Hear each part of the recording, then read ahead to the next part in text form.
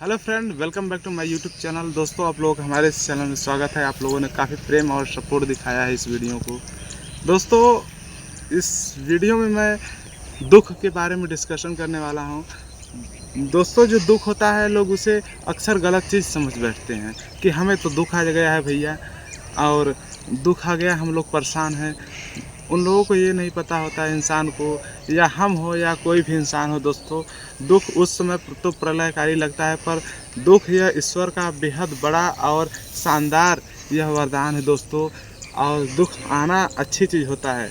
जब इंसान दोस्तों घमंड, दर्प, अभिमान में डूबा हुआ होता है तो दुख आता है, उसे मांझ कर चला जाता है। जैसे बर्तन होता है दोस्तों, बर्तन में जब सफाई की जाती है विम लगाकर तो एकदम चिक्कन हो जाता है, चमकने लगता है। वैसे ही इंसान को शुद्ध कर देता है। उसी समय उसको ईश्वर से मिलान होता है उसके मन का, और वह समझता है कि ईश्वर भी कुछ होते हैं संसार में। और दुख यह बहुत ही अच्छी चीज़ है, यह ईश्वर का एक वरदान है।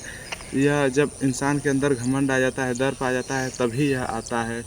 और दोस्तों, आप लोग को बता दें कि पेड़ों में जैसे फल लगे हुए होते हैं, जो समीर हवा आती है और उसे हिलाकर गिरा कर चली जाती है, वैसे ही जो लोग धन संपदा ऐश्वर्य से परिपूर्ण हैं, उनके यदि घमंड हो जाए, यदि उनका गलत प्रक्रियाएं होने लगे, तो ऐसे ही हवा रूपी दुख आती है और उन्हें झाड़ कर, झकझोर कर, गिरा कर चली जाती हैं। इसीलिए कहते हैं कि वक्त के किसी का मजाक मत बनाओ, क्योंकि वक्त आपका मजाक बनाएगा तो आप मजाक बनाने के काबिल नहीं रह जाएंगे।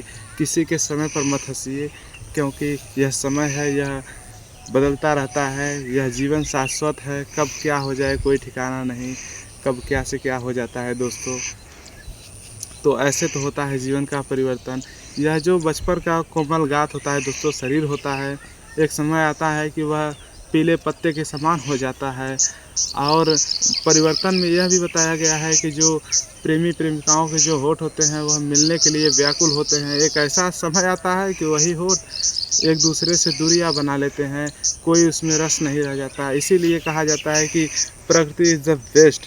प्रकृति जो है दोस्तों, natural is the best. Natural जो प्रकृति है वह बहुत ही अच्छी चीज़ है, वह सदा सुख देने वाली चीज़ है। सदा सुख देने वाली चीज़ प्रेमी प्रेमिकाएँ, ये सब जो फिजिकल चीज़ है दोस्तों, जो अट्रैक्शन है, ये चीज़ नहीं है।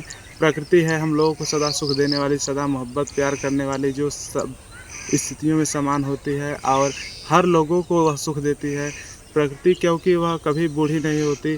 और जब तक यथासंभव वह प्रयास करती है कि हम सभी को सुख दें। और क्योंकि इंसान का जो प्यार होता है वह बूढ़ा हो जाता है, पर प्रकृति कभी बूढ़ी नहीं होती। और सभी लोगों को दोस्तों क्या है, सानंद भाव से सींचती है। यह प्रकृति के सुकुमार कवि सुमित्रा नंदन पंत जी का लाइन में आप लोगों के मध्य प्रस्तुत किया हूँ। मैं पढ़ता हूँ दोस्तों, उसमें से निचोड़ रखता हूँ, और जो टॉपिक अच्छा लगता है मैं आप लोगों के बीच प्रस्तुत करता हूँ। तो जय हिंद, जय भारत।